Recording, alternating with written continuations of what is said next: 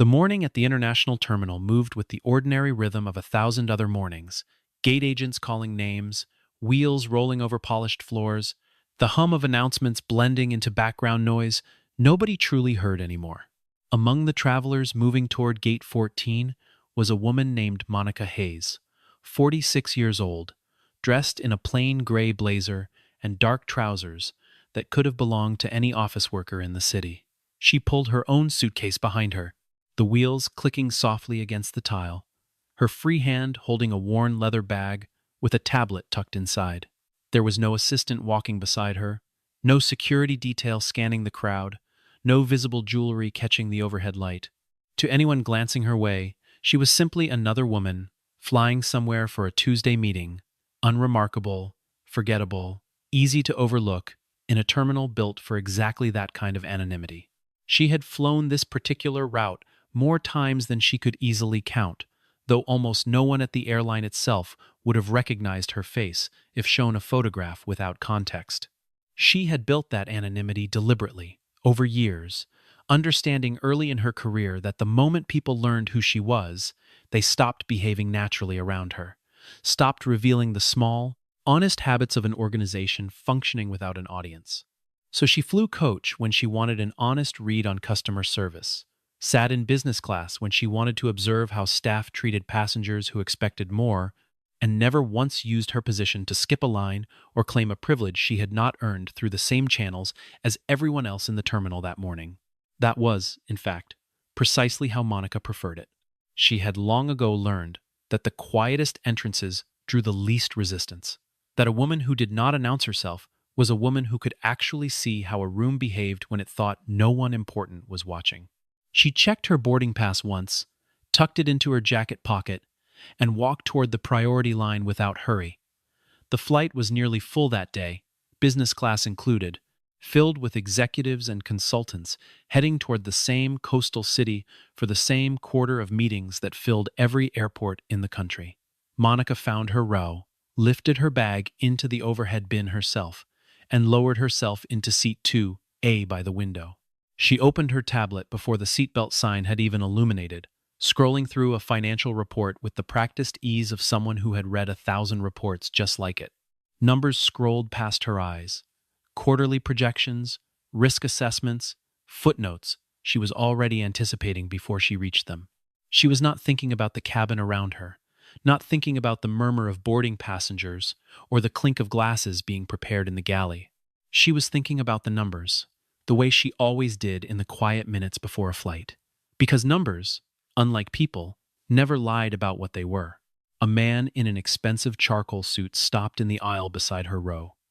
He was perhaps 50, silver at the temples, the kind of watch on his wrist that cost more than most people's monthly salary.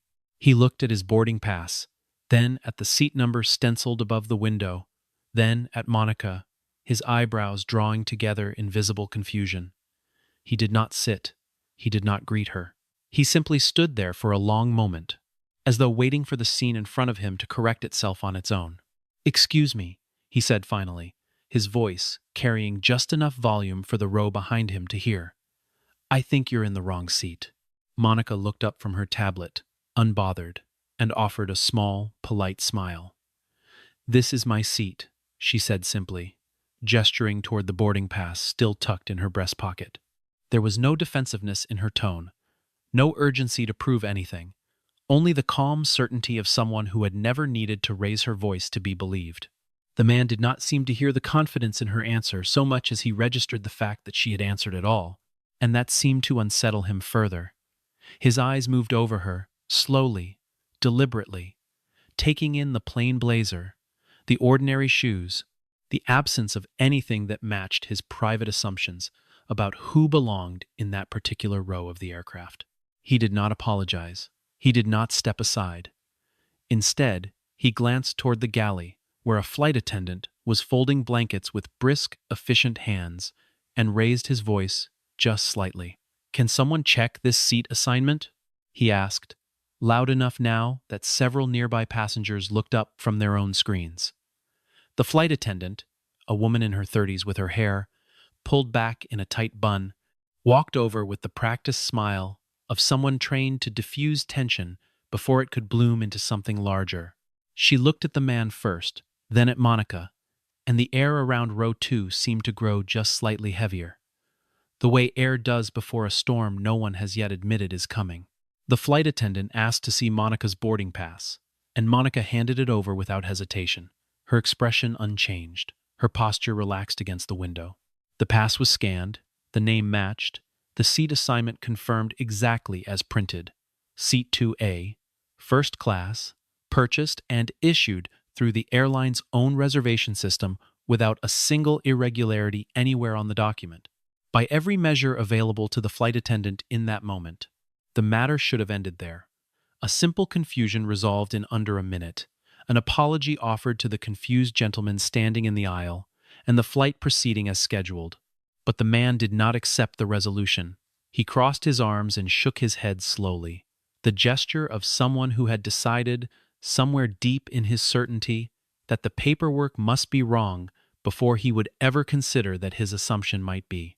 "Something isn't right here," he said, his tone edged now with impatience rather than confusion. He did not specify what, exactly, felt wrong to him, because the truth sitting beneath his words had nothing to do with paperwork at all, and everything to do with the fact that the person occupying that seat did not match the picture he carried in his mind of who was supposed to sit there. The flight attendant, whose name tag read Susan, found herself caught between a validated boarding pass and a visibly agitated passenger who outranked, in his own estimation at least, the quiet woman by the window. She began asking Monica questions that had nothing to do with airline procedure and everything to do with unspoken suspicion. Who had purchased the ticket? What company Monica worked for? What the purpose of her trip was? Each question was delivered with a polite smile, but each one carried the unmistakable weight of an interrogation dressed up as customer service. And notably, not one of those same questions was ever directed at the man still standing in the aisle with his arms crossed. Monica answered each question anyway, calmly, without complaint, because she understood something that Susan and the man beside her did not yet grasp. That patience, in moments like these, was not weakness, but evidence, the kind that would matter later, far more than any raised voice ever could. She gave her ticket, confirmation number. She stated simply that she was traveling for business. She did not explain further, not because she had anything to hide, but because she had learned that the more she offered unprompted, the more it seemed to confirm to people like Susan and the man beside her that an explanation was owed in the first place, and she refused to accept that premise even quietly. By now, several rows of business class had noticed the exchange, phones lifting subtly from laps, screens tilting just enough to capture the scene without seeming to. A woman 2 rows back leaned toward her seatmate and murmured something behind a raised hand, the phrase, probably a fake ticket, drifting just far enough to reach the ears nearby, though not Monica's, who remained focused, still, unmoved, her tablet now dimmed, but still resting in her lap, like an anchor to the world she had entered this cabin to think about. She did not look around to see who was watching. She did not perform outrage for an audience that had not yet earned her attention. She simply waited, the way water waits before it eventually, inevitably, reshapes the stone around it. It was at this point that the chief purser, a woman named Linda Collins, made her way up the aisle, drawn by the small crowd of tension gathering around row 2. Linda had flown for the airline for nearly 20 years, and in that time she had developed instincts she trusted completely, instincts built on 1,000 small incidents that had, in her experience, usually resolved themselves in predictable ways. She listened to the man in the charcoal suit first, his voice rising with the confidence of someone accustomed to being believed, and she absorbed his version of events as though it were simply the version, the only one that mattered in the room. She did not ask Monica a single question before making her decision. She glanced briefly at the boarding pass Susan handed her, barely registering the name printed across it, and then turned toward Monica, with the practiced, professional courtesy of someone who had already decided how this would end. "Ma'am, I'm going to need you to come with me," Linda said, her tone pleasant but final, the kind of voice used for people who were expected to comply without protest simply because a uniform had spoken. Monica set her tablet down slowly and folded her hands in her lap. "Have I violated any policy?" she asked, her voice even, without a trace of anger, only the quiet insistence of someone who understood that questions, asked calmly enough, had a way of exposing the absence of good answers. Linda did not answer directly. She repeated herself instead. The words rearranged but the meaning identical. An appeal not to reason but to compliance, as though the request alone should have been sufficient justification. "We just need your cooperation," Linda said again. And there was a faint edge beneath the professionalism now, the sound of someone whose authority had never before been questioned in quite this way. Monica remained seated, her hands still folded, her eyes steady on Linda's face. She was not refusing to move out of stubbornness or spite. She was refusing to move without a reason that could actually withstand scrutiny, because she understood, better than almost anyone else on that aircraft, exactly how quickly an unjustified request could calcify into an unjustifiable outcome if no one paused long enough to ask why. A man seated across the aisle, an older gentleman traveling with a newspaper folded across his lap, watched the exchange with a growing frown, though he said nothing aloud.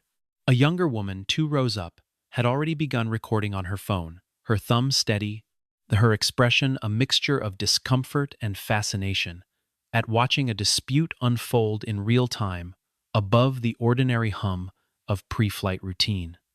Nobody intervened.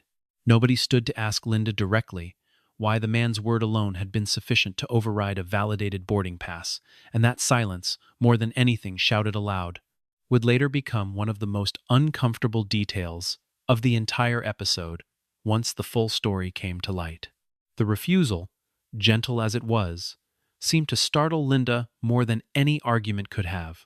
She had expected quiet compliance, the kind she had received 100 times before from passengers eager to avoid a scene, and instead she was met with a stillness that unsettled her far more than shouting would have. She turned without another word and walked briskly toward the front galley, where she picked up the intercom phone and requested that airport security meet the aircraft at the gate. Words spread through the cabin in murmurs and glances, phones now openly raised, the small drama of row 2 becoming, without anyone quite intending it, the central event of an otherwise unremarkable Tuesday morning flight. 2 officers boarded within minutes, moving up the aisle with the brisk efficiency of men accustomed to resolving disputes quickly rather than carefully. The taller of the 2, a young officer named Ryan Cole, reached row 2 first, his hand resting lightly on his belt in a gesture that seemed more habit than necessity. He did not ask Linda for details beyond the barest summary. He did not ask the man in the charcoal suit a single question. He looked at Monica, still seated calmly by the window, and asked her to stand. "Can you tell me why?" Monica asked, her voice as level as it had been from the very beginning, betraying nothing beyond simple, reasonable curiosity. Officer Cole hesitated for just a fraction of a second, as though the question had genuinely not occurred to him as something he might need to answer. "There's been a dispute about your seating," he said finally, the explanation thin even to his own ears, though he did not seem to notice or care. Monica studied his face for a moment, then rose from her seat without further protest, gathering her tablet and bag with unhurried movements, as though she had already decided that resistance in that particular moment would serve her far less than patience would. The second officer stepped forward as Monica reached the aisle, and in a motion that seemed to surprise even some of the onlookers, he produced a set of handcuffs. "I'm going to ask you not to do that," Monica said quietly, the first time her voice had carried anything close to firmness since the confrontation began. "I have not been told what I am being accused of, and I have not resisted a single instruction." The officer did not respond to her words directly. He glanced instead toward Linda, who gave a small, uncertain nod, the kind of nod given by someone who had already set events into motion too large to easily reverse and was now simply hoping the momentum would carry the decision forward without her having to own it fully. The handcuffs closed around Monica's wrists with a sound that seemed, in that suspended moment, far louder than metal should have been capable of producing. The cabin, which had been a soft murmur of whispers and camera shutters, fell into a silence so complete that the hum of the aircraft's ventilation system suddenly seemed deafening. A few passengers exchanged uneasy glances. One man near the front let out a short, uncomfortable laugh, quickly stifled. A woman across the aisle shook her head slowly, though whether in disapproval of Monica or of the officers, no one could quite tell in that frozen instant. Monica looked around the cabin once, not with anger, not with pleading, but with something closer to quiet, unhurried assessment, as though she were memorizing the faces that had watched and said nothing. "I hope everyone in this cabin is prepared to be accountable for what they're witnessing," she said, her voice carrying clearly despite its softness, and then she turned and walked toward the exit between the two officers, her spine straight, her steps measured, offering no resistance and no spectacle beyond the simple, devastating dignity of her silence. She was escorted down the jet bridge and into a small security office near the gate, the fluorescent lights buzzing faintly overhead, a single metal table bolted to the floor beneath a mounted camera in the corner. Monica sat where she was directed, her wrists still bound, her expression unreadable to the officers standing near the door. She did not demand release. She did not threaten legal action, though the thought had certainly crossed her mind with the clarity of long professional habit. She simply asked, calmly, whether she might be permitted to make a phone call, and when the request was granted, she recited a number from memory, without hesitation. The call connected after only 2 rings, and when the voice on the other end answered, Monica's tone did not change from the same measured calm she had carried through the entire ordeal. "Hello, Richard," she said, and then, without preamble or exaggeration, "I've just been handcuffed by your staff." There was a pause on the other end of the line, brief but unmistakable, the sound of a man processing words that did not fit into any version of the morning he had expected. "I'm sorry, who is this?" Richard Evans asked, though something in his voice suggested he already suspected the answer and simply needed to hear it confirmed aloud. "It's Monica," she said simply, and the silence that followed on his end lasted nearly 3 full seconds, an eternity in the language of urgent phone calls. Richard Evans, chairman of the airline's board of directors, sat frozen at the head of a conference table where a quarterly strategy meeting had been underway only moments before.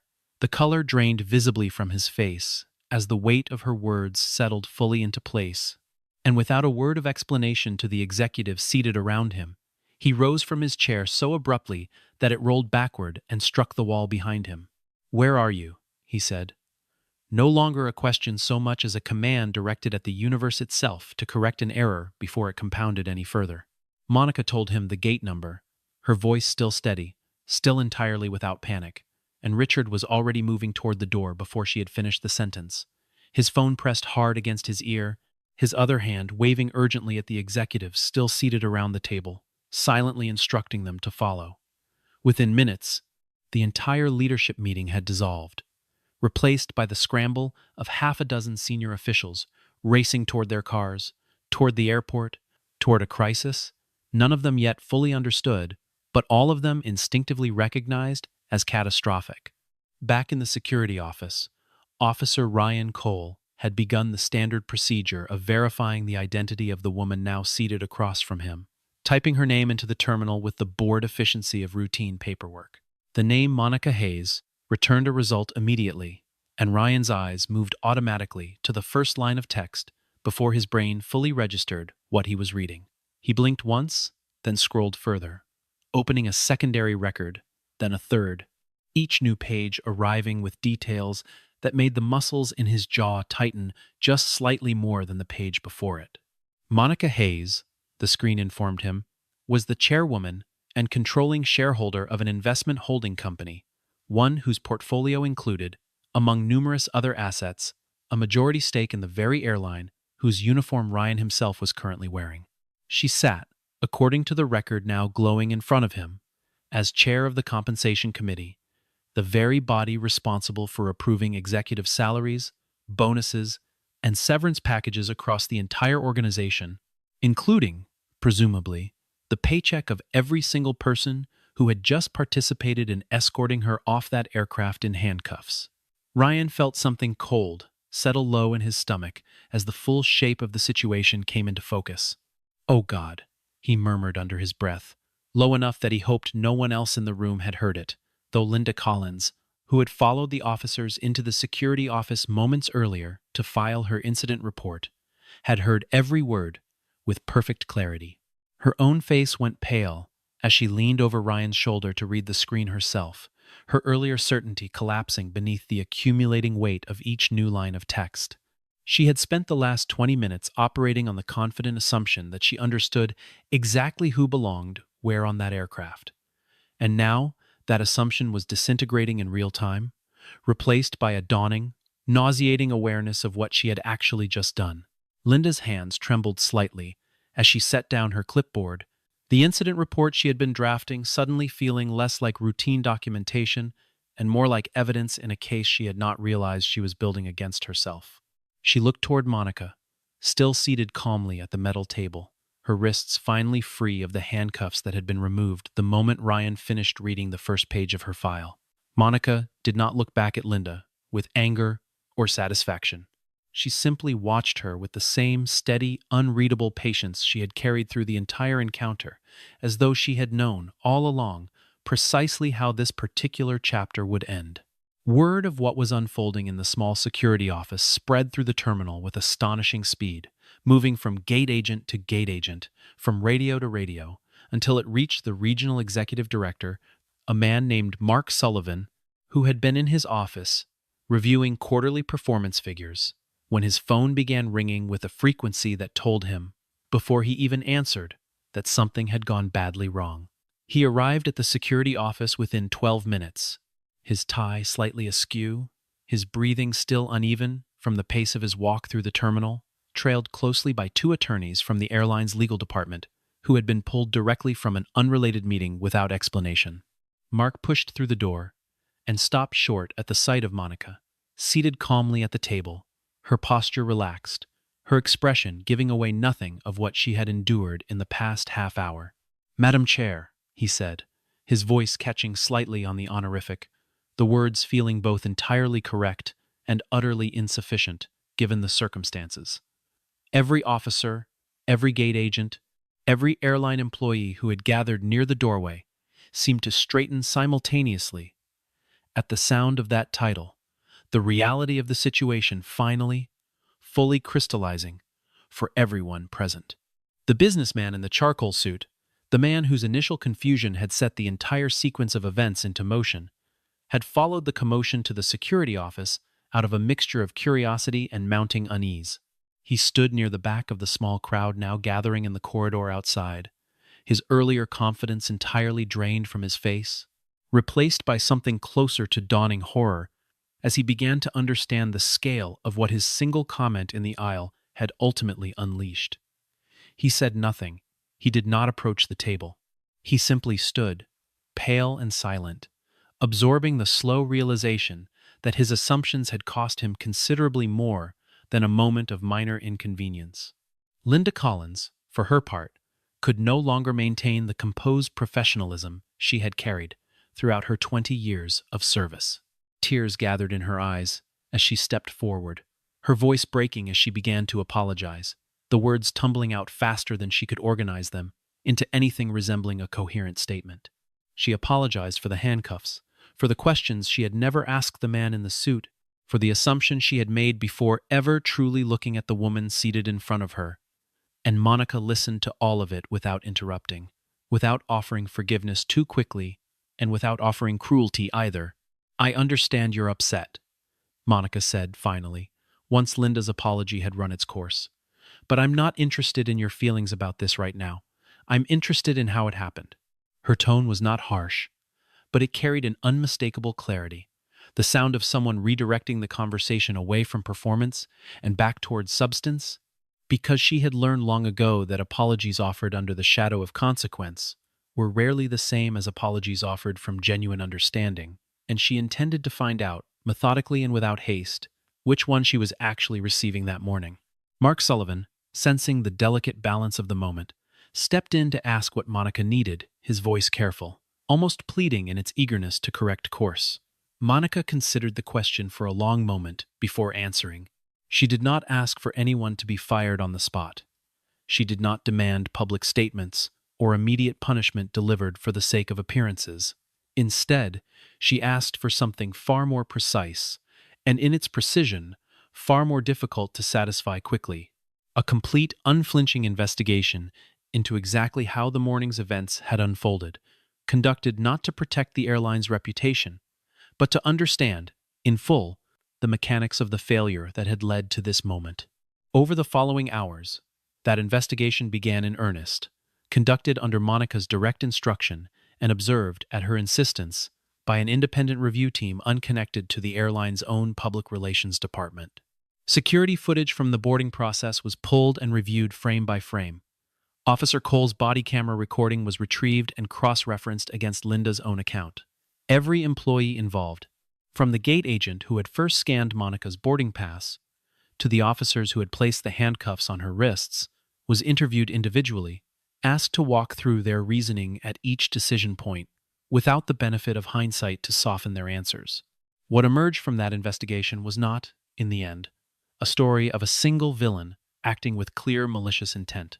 No one, when questioned directly, admitted to consciously believing that Monica did not belong in that seat because of the color of her skin, and perhaps, in the most literal sense, none of them had consciously framed their assumptions in exactly those terms. But the pattern that emerged across every decision point told its own undeniable story, one shaped by unspoken bias, by a culture that instinctively deferred to the loudest and most outwardly confident voice in the room, by a chain of verification that had never once paused to ask the simple, obvious question of whether the paperwork, already confirmed as valid, should have settled the matter from the very beginning. The businessman's assumption had gone unchallenged, not because his claim carried any particular evidence, but because his tone, his suit, his visible confidence had been mistaken for credibility itself. Linda's decision to escalate the matter without first hearing Monica's side in full had been driven not by malice, but by a deeply ingrained instinct to prioritize the comfort of the passenger who complained loudest over the passenger who complained least, regardless of which one actually held the valid claim. Officer Cole's decision to reach for handcuffs before confirming even the most basic facts of the dispute had been shaped by training that emphasized swift resolution over careful verification, a system built for speed at the direct expense of accuracy. The investigators also uncovered something less obvious but equally telling, a pattern buried within months of prior incident reports that had never been cross-referenced against one another before Monica ordered the deeper review. Passengers of color, the data quietly suggested, were disproportionately represented among prior seating disputes escalated to security, though almost none of those earlier disputes had ever resulted in an arrest, largely because none of those earlier passengers had possessed the standing to demand a full accounting of what had happened to them. The pattern had existed for years, invisible not because it lacked evidence, but because no one with sufficient authority had ever paused long enough to ask the right question of the right data at the right time. Each individual failure, taken alone, might have seemed almost forgivable, a small lapse in an otherwise functioning system. But layered together, compounding one atop another across the span of less than 30 minutes, those small failures had produced something far larger and far more damaging than any single person on that aircraft had intended. A collective failure with a face, a name, and a woman standing at its center who happened, on this particular morning, to be powerful enough to demand that the failure actually be examined rather than quietly buried beneath a hurried apology and a complimentary upgrade. Monica reviewed the findings personally over the following days, reading each interview transcript with the same careful attention she brought to every financial report that crossed her desk. She convened a meeting of the full board, not to assign blame theatrically, but to lay out, in precise and unemotional terms, exactly what had gone wrong and exactly what needed to change to ensure it did not happen again, not just to her, but to any passenger who might one day find themselves in a similar position without the particular leverage that had allowed her own story to end in accountability rather than obscurity. She made clear from the outset that she had no interest in a public spectacle of punishment, no desire to see Linda Collins or Officer Cole paraded before cameras as scapegoats for a failure that belonged, in truth, to a far larger and more entrenched system. Firing individuals to satisfy a news cycle, she told the assembled board members, would change nothing structural at all, would simply replace one undertrained employee with another equally undertrained employee, operating within the exact same flawed procedures that had produced the crisis in the first place. What she wanted instead was slower, less dramatic, and considerably more difficult to implement. She proposed a mandatory training program addressing unconscious bias, not as a single seminar to be checked off a compliance list, but as an ongoing component of employee development, revisited and reinforced at regular intervals rather than delivered once and forgotten. She insisted on a new verification protocol for any dispute involving passenger identity or seating, one that required staff to consult documented evidence, boarding passes, reservation records, ticket confirmations, before escalating any situation towards security involvement, removing the discretion that had allowed instinct and assumption to override simple, verifiable fact. She required that all frontline security personnel begin wearing body cameras during any passenger interaction, a policy already partially in place but inconsistently enforced, now made mandatory and subject to regular audit. She established a firm new rule that handcuffs could not be used on any passenger unless a specific, documented threat to safety had first been identified and recorded, closing the exact loophole that had allowed Officer Cole to restrain her within minutes of boarding the aircraft, based on nothing more than a seating dispute already resolved by a valid boarding pass. Beyond the procedural changes, Monica insisted on a formal, structured process for public accountability, not a hastily issued statement crafted to minimize legal exposure, but a genuine, transparent acknowledgement of what had happened, paired with a clear and equitable path toward compensation for any passenger who found themselves treated in a similarly unjust manner in the future. She required that every member of the airline's senior leadership, herself included, participate personally in the same bias training, now mandated for frontline staff, refusing to allow the burden of change to fall only on the employees closest to the incident, while those higher up the chain remained comfortably untouched by the same scrutiny. She also insisted on something that surprised even the attorneys present in the room that day: a standing passenger advisory panel made up of ordinary travelers with no financial stake in the airline's performance, empowered to review anonymized incident reports each quarter and flag any pattern that internal staff might be inclined to overlook or explain away.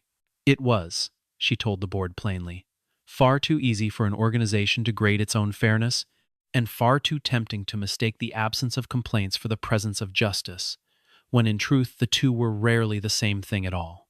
A system that only heard from the people comfortable enough to complain, she reminded them, would never learn anything about the people who had simply stopped flying, rather than risk another encounter, like the one she herself had survived. The board approved every measure without significant objection.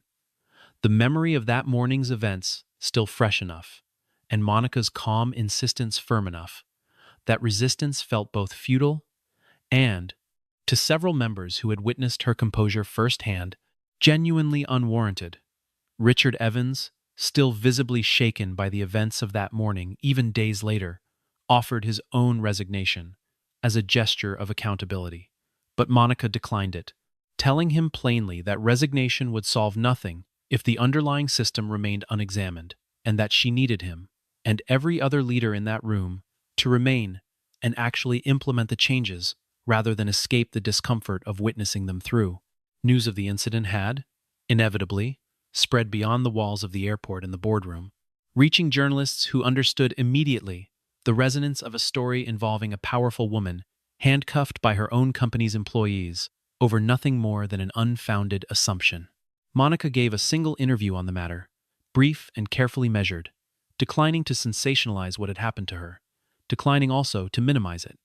She spoke plainly about what she had experienced, about the fear that had briefly flickered beneath her calm exterior, despite years of practice at concealing it, and about her hope that the changes now underway at the airline might prevent someone without her particular resources from enduring the same treatment without any recourse at all.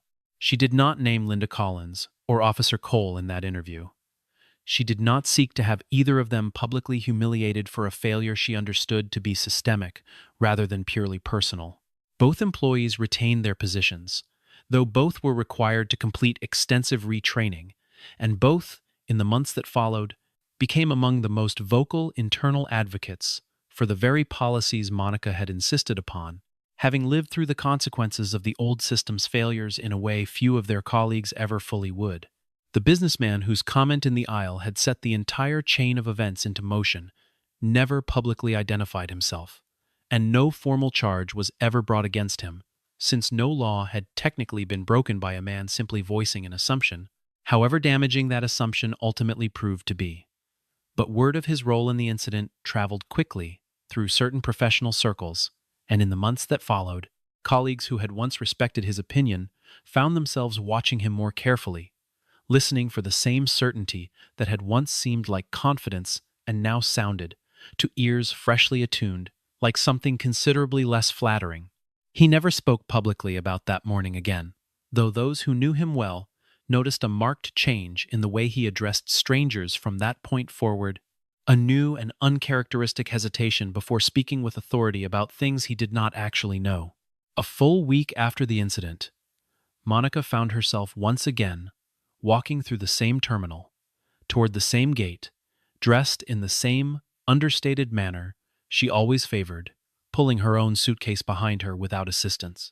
The employees who recognized her, and by now, nearly all of them did, greeted her not with the nervous, performative deference reserved for someone feared, but with something quieter and more genuine, the particular respect earned not through position alone, but through the way a person chooses to wield that position once it has been tested.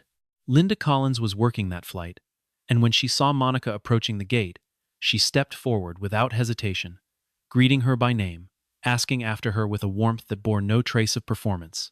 Security personnel near the checkpoint nodded as she passed, not out of fear of her authority, but out of an understanding, now shared throughout the organization, that Monica Hayes had chosen, in the aftermath of her own mistreatment, to build something better, rather than simply extract punishment for herself alone. Monica boarded the aircraft and settled into her seat, the tablet once again emerging from her bag, the quiet ritual of reviewing a financial report, resuming as though the previous week's chaos belonged to an entirely different life.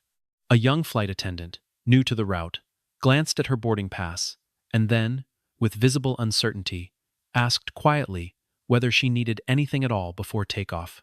Monica looked up, offered the same small, unhurried smile she had given the businessman a week earlier, under vastly different circumstances, and shook her head. "If what happened to me helps even one other person avoid going through the same thing," she said, more to herself than to the young attendant standing beside her, "then that day wasn't entirely wasted." The attendant nodded, unsure exactly what she meant, but sensing, correctly, that she had just witnessed something larger than an ordinary exchange between passenger and crew.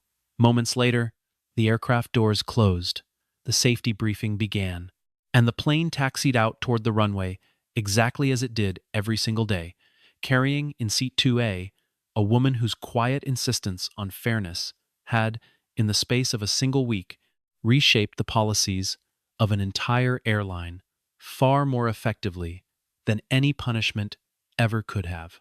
Officer Ryan Cole, for his part, requested a transfer 6 months later, not away from the airport, but into a newly created training division, built specifically to teach incoming security personnel the exact protocols Monica had insisted upon. He told colleagues, in the quiet, unguarded moments between shifts, that he thought about that morning more often than he expected to, not with shame exactly, but with a kind of sober clarity about how easily good intentions could curdle into harm when speed was rewarded over care. He became, in time, one of the more thoughtful instructors on staff, the kind who paused longer than necessary before every scenario, determined never again to reach for certainty before he had earned it. Richard Evans remained chairman of the board, though those closest to him noted a subtle shift in the way he ran every subsequent meeting, a new habit of asking, before any major decision, whose voice in the room had not yet been heard. He kept, in a drawer of his desk, a printed copy of the incident timeline Monica had insisted on compiling, not as a trophy or a punishment, but as a reminder, one he consulted more often than he might have admitted aloud, of how quickly an institution could fail the very people it claimed to serve when no one paused to ask a simple question at the right moment. As the plane lifted off the ground and the terminal shrank below into a pattern of glass and steel, the truth of what had happened settled into something closer to permanence, not as a viral moment destined to fade from memory within days, but as a quiet turning point buried within the operational fabric of a company that would, from that morning forward, verify before it accused, listen before it assumed, and remember, in every uniform decision made at every gate and aboard every aircraft, that a title can make people afraid of you, but only character, tested under the exact kind of pressure Monica Hayes had faced that morning, can ever make them genuinely respect you.